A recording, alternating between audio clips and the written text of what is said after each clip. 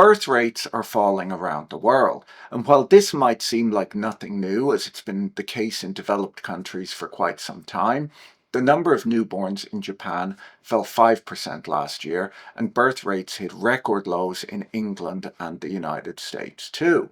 The thing that's interesting is that we're seeing declining birth rates everywhere, and the standard explanations that you've heard in the past don't really hold up. The first contraceptive pill was approved by the FDA in the United States in 1960. And over the next 20 years, the average number of children born to American women halved from almost 4 to 2. The pill had a major impact on society and culture. It contributed to a sharp increase in female college attendance and graduation rates. Over that 20-year period, the number of marriages only fell slightly. The fertility rate, which is the expected number of children born per woman in her childbearing years, sits at 1.44 children per woman today in the UK and 1.64 children per woman today in the United States. The replacement fertility rate, which would keep the population steady, is 2.1 births per woman in the developed world, but it can be as high as 3.5 in undeveloped countries because of higher mortality rates. There are a lot of reasons given for the falling birth rates in wealthy countries, most obviously increased access to contraception, but also improved education and career opportunities for women, the rising cost of living and raising children, and changing societal values and family structures.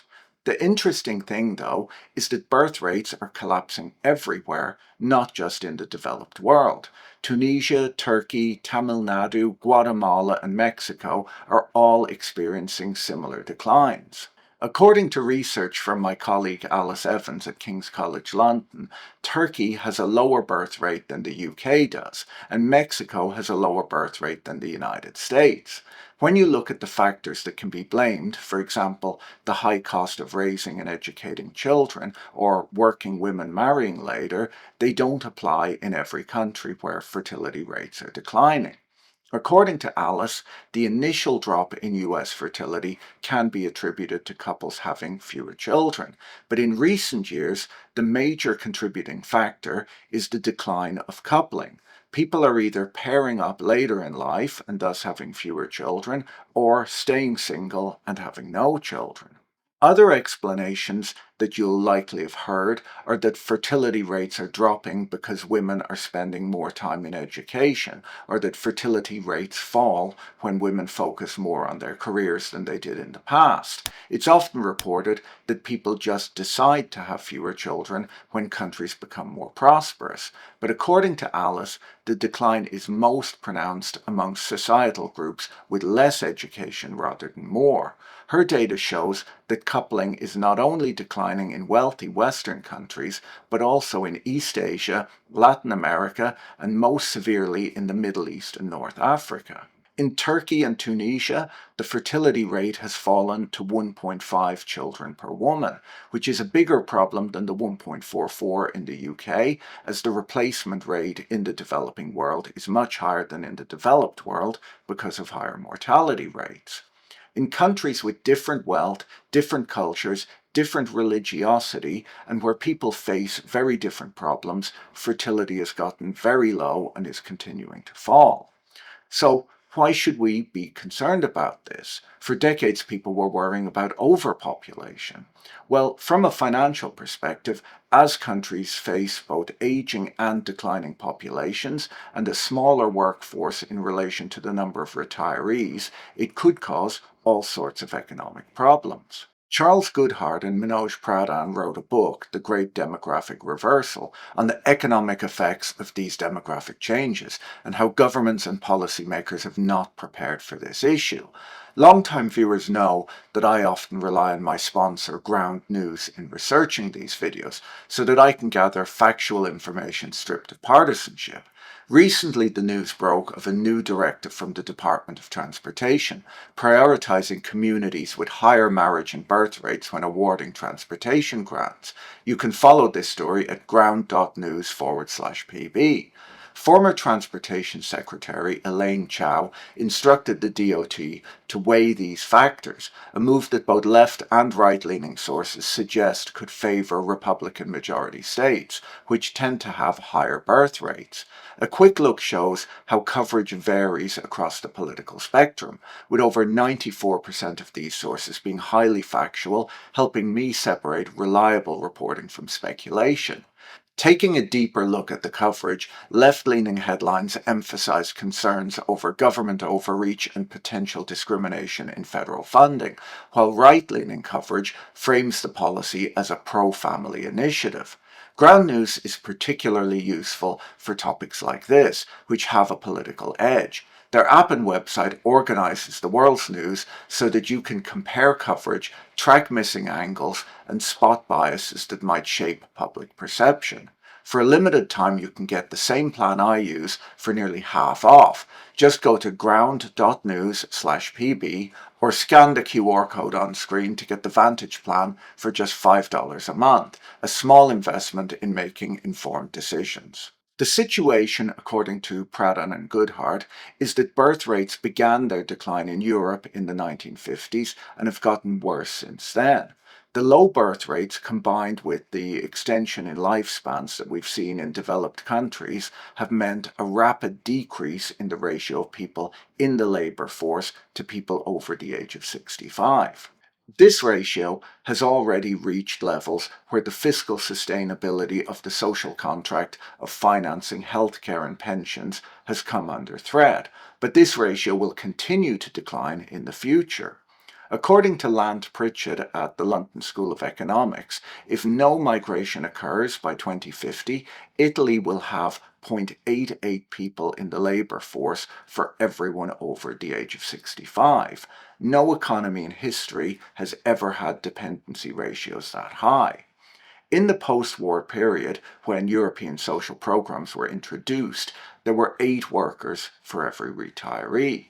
Pritchett points out that because the elderly require a lot of care, there simply won't be enough workers to do that work in the near future.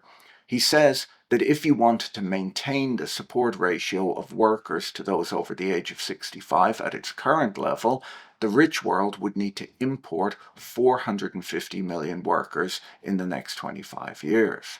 Japan currently has the lowest ratio of workers to retirees, with 1.83 workers per person over the age of 65.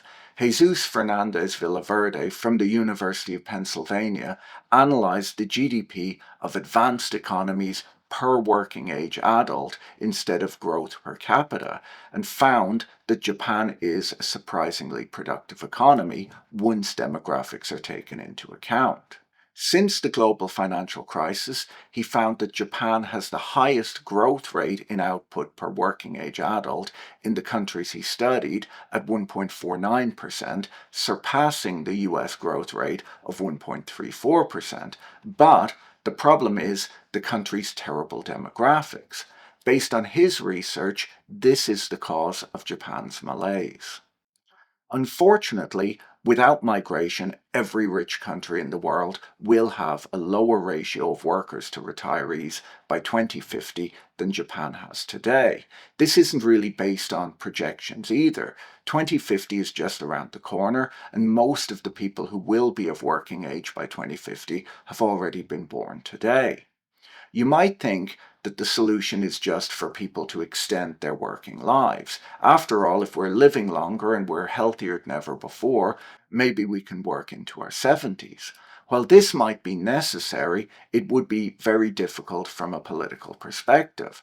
In 2022, the French president announced that he would gradually raise the retirement age from 62 to 65.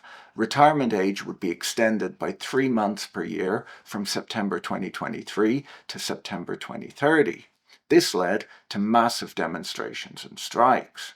Raising the retirement age in the developed world wouldn't help very much anyway, as according to Pritchett's analysis, there's aging amongst the aged. Most of the people over 65 are well over 65. A lot of the growth in the population is people in their 80s and 90s. Pradhan and Goodhart argue in their book that the demographic changes that are occurring will have massive economic effects. They point out that while global inequality has declined over the last 30 or so years, within country inequality has increased. This increase in inequality in the developed world has led to the rise of populist leaders who promise to fix it. Pradhan and Goodhart say that this inequality dynamic is mostly explained by a shock in the supply of labour brought about by globalization. They say that we've already reached peak globalization a few years ago, as there was nowhere else to go to build factories staffed by cheaper labour. They argue that globalization over the last 30 years or so was deflationary, as while working wages didn't rise in the developed world, the cost of goods that we consume fell in price and increased in quality for the price we pay. They point out, much like Lant Pritchett does, that the services required by the elderly can't be shipped in from abroad the way clothing and electronics can. As the consumption of Western consumers switches from physical goods towards healthcare and personal services, they argue that the deflationary effects of globalization will reverse. On top of this, as the supply of workers falls, their bargaining power in wage negotiations will grow. We're already seeing shortages of labour in the developed world, and as the working age population declines and the consumption basket changes, this can be expected to become more of a problem, especially if immigration restrictions stay in place or grow. Goodhart and Pradhan expect to see a decline in inequality in the developed world, but unless there's a major productivity boost, they say that we can expect to see reduced output and suffer many of the problems seen in Japan today. These economists have a very different worldview to the Silicon Valley visionaries who are telling us that AI breakthroughs will cause mass unemployment in the near future. Alice Evans points out that South Indian states have seen a collapse in fertility equivalent to in Western countries. Tamil Nadu has the lowest fertility rate at 1.4, but in Tamil Nadu, only 29% of women work outside the home. This means that the average man will be supporting himself, his wife, and kids, along with two sets of elderly parents. This is quite a burden for one wage earner who also has to presumably prepare for his own retirement. Goodhart and Pradhan point out that as society ages, we can expect to see retirees spend down the savings that they've accumulated during their working lives. They argue that this should push up interest rates in the coming years. They argue that retirement ages will have to increase and tax rates will have to go up to pay for senior benefits. They say that if tax rates stay the same, the expectation is then that there'll be lower payouts for retirees. They say that lower retiree benefits might incentivize the working age population to save more for retirement as they see the social safety net failing. So, what's causing this fertility decline all over the world? According to Alice Evans, and I'll put a link to her blog in the description as it's a really fascinating read, it can't be explained by many of the factors that we've heard in the past, as it's happening all over and in parts of the world where those factors don't apply. She argues that the decline in birth rates around the world is not driven by the decisions made by couples to have fewer children, but from a decline in the number of couples. She says that had US marriage rates and cohabitation rates remained constant over the last decade, America's total fertility rate would actually be higher today than it was in the past. The issue is not declining rates of childbearing, but declining rates of coupling. Some have put forth that this could be driven by women outpacing men in college enrollment and graduation, and that maybe they're refusing to pair up with less successful men. The thing is that we see this decline in fertility rates in the Middle East and North Africa, where female educational attainment is lower than male educational attainment. One of the few places where fertility rates have not declined is in North India, and in North India, the ratio of male to female university enrollment is the same as in the United States, where more women enroll in universities and more women graduate. Well, is it that women have been more economically successful in recent decades and they just don't need a man to support them? That doesn't seem to be the case either. South Korea has the largest gender pay gap in the OECD, but South Korean women are still choosing to go it alone and have a fertility rate half that of the United States. Is it the cost of living or the cost of educating a young child? After all, I have friends who tell me that they couldn't have another child because of how expensive private schools have become. This might explain lower birth rates in expensive cities, but it doesn't hold in the Middle East and North Africa. And when we look at a list of the least expensive countries to raise a family, we can see that they all have declining fertility rates too. To be clear, I'm not saying that the cost of living crisis is not a problem, just that it's not the primary cause of declining birth rates. Surveys of parent attitudes show that the cost of living is on their list, but it's rarely near the top. And there are large parts of the world where the cost of living has not exploded, and in those places, people are not coupling up and birth rates are in decline. It's often claimed that young wealthy people are waiting longer to couple up and have children as they're having fun and spending their income on themselves. But the numbers show that the drop in relationship formation is steepest amongst the poorest in society. So it's not about wealth. The trend is global. According to Alice, around the world, falling birth rates are increasingly driven by a relationship recession amongst young adults, which leads us to the question, have humans become like pandas who just refuse to reproduce? Now, it's long been my opinion, though I've done no research on this, that the reason pandas don't breed in captivity is that zookeepers keep feeding them bamboo. And let's be serious, that's not going to be easy to digest, and the zookeeper wouldn't be in the mood either if he'd eaten a 2x4 for lunch. One of the interesting things that Alice Evans has found is that in countries all over the world, a wide political gap has opened up between young men and young women. John Byrne Murdoch covered this a few months ago in the FT, where he writes that tens of millions of young people who occupy the same cities, workplaces, classrooms, and even homes no longer see eye to eye politically. In the US, Gallup data shows that after decades where the sexes were each spread roughly equally across liberal and conservative worldviews, women aged 18 to 30 are now 30 percentage points more liberal than their male contemporaries. And possibly more surprisingly, that gap took just 6 years to open up. German data and British data also show a similar gap between increasingly conservative young men and progressive young women. He writes that in Poland last year, almost half of men aged 18 to 21 backed the hard right Confederation Party, compared to just a sixth of young women of the same age. Similar political divisions can be seen all over the world, where studies show that the political divide between genders has grown massively for those under the age of 30, while older age groups remain evenly matched. And the political division between the genders is particularly wide in China and South Korea. While studies show that young men have become more conservative and young women more liberal, that doesn't mean that falling fertility is due to a shift in women's preferences. Alice writes in her blog that while right and left both assume that men would love to have more kids, but fertility is being dragged down by women, surveys show that women have a greater preference for having children than men. It is possible that politics is having the same effect on young people as a high fiber diet is having on pandas.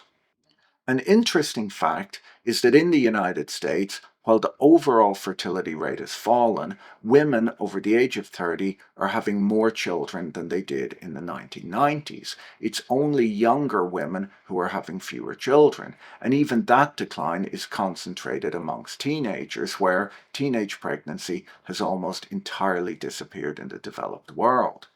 There are some positives associated with waiting longer to have children. According to The Economist, each year a woman goes without having a child, her expected lifetime earnings increases. A woman who has her first child in her 30s can be expected to earn more than twice what she would have earned had she had her first child aged 22. While most politicians and policymakers are ignoring their country's demographic problems, some countries are offering to pay their citizens to have children. The Economist writes that working class women's fertility is more responsive to financial circumstances than that of their richer peers. Zhejiang, a province in China, is offering newly married couples a lump sum, but only if the bride is below the age of 25. In Russia, women who have a child before they turn 25 will soon be exempt from income tax. Hungary offers a similar benefit to mothers who have their first child before 30. The reason that these incentives are being offered to young women is that women who start having children young tend to have more children over their lifetime. According to Alice Evans, while these baby bonuses may be well meaning, they are putting the cart before the horse when a growing share of young people are without a partner to begin with. So, what is the driving factor then? Why are we seeing a worldwide decline in coupling, political division between young men and women, and why are young people staying at home rather than meeting up with each other all at once all over the world? The last two questions there possibly gave you a hint to the answer to the question. The huge change that took place in recent years all over the world that changed how people interact with each other and changed the media they consume was the proliferation of smartphones and social media. According to Alice's research, geographical differences in the decline of coupling amongst the young broadly track mobile internet usage. John Byrne Murdoch writes in the FT that this is consistent with research showing that social media usage has driven the spread of liberal values worldwide, mostly amongst women. One of the few parts of the world where marriage rates have stayed high is South Asia. Alice writes that in South Asia, caste and kinship networks are secured through marriage, which remain vital for status and social inclusion. Young women are constantly being asked by their relatives, when are you getting married? This chart shows that not only is mobile internet usage lower in South Asia than in the rest of the world, but on top of that, the gap between male and female internet usage is particularly wide. According to Pew Research, 46% of American teens say that they use the internet almost constantly, up from 24% of teenagers who said the same a decade ago. Young men and women watch different content and report that they would often prefer to stay at home on social media or playing video games rather than going out and spending time with friends. 40 years ago, Neil Postman wrote the book Amusing Ourselves to Death. The idea behind the book came from a talk Postman gave on George Orwell's book 1984. In his talk, he argued that the contemporary world in the mid 1980s was better reflected by Aldous Huxley's Brave New World rather than by George Orwell's 1984. In Brave New World, the public were oppressed by their addiction to amusement rather than state violence. Postman saw television's entertainment value in the 1980s as being equivalent to the fictitious drug Soma in Brave New World, which citizens took, exchanging their rights for entertainment. At least in the 1980s, we didn't carry our televisions around with us wherever we went. I'm sometimes amazed when I see young people out with their friends, all staring at their phones rather than talking to each other, or more worried about photographing their food at a restaurant for social media than enjoying it. About 10 years ago, my friend Adam Robinson was using Google to try to work out what people were trying to learn on the internet. He typed in the search term, "How can I learn?" and then allowed Google to autofill the rest of the question. He wanted to see the list of Google suggested searches. The top responses were mostly languages. I did a similar check right before making this video, and the top search was "How can I learn AI?" and then Python, but after that a few languages. But the thing that really shocked Adam at the time was the number 5 suggestion was "How can I learn to love myself?" Because these suggestions are customized to the user, Adam wondered, if this suggested search term was just for him, and so he texted some friends and asked them to follow the same steps.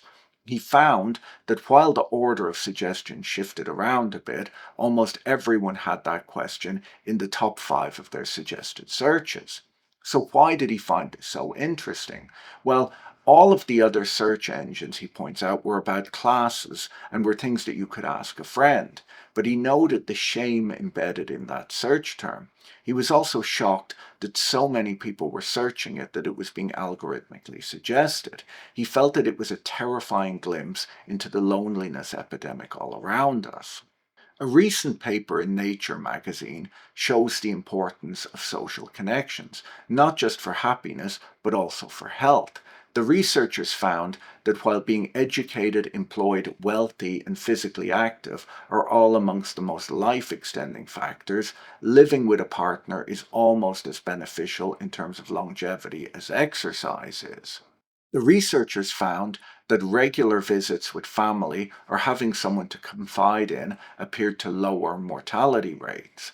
A paper by Platt and Sterling argues that social isolation has led to an epidemic of despair that's driving down fertility rates worldwide. They pointed to a catastrophic rise in anxiety, depression, and obesity related diseases that correspond with the rise of digital culture, where people are interacting with screens more than with each other. The problems, they say, are worse amongst teenage girls who are reporting high rates of depression and a desire to end it all. The real takeaway from this video is to put down your phone and get out there in the world and interact with real people. If you can't do that, well, you should check out our sponsor, Ground News, so that you don't become politically polarized on social media. And I suppose you could watch this video next. But seriously, go out and have some fun. Bye.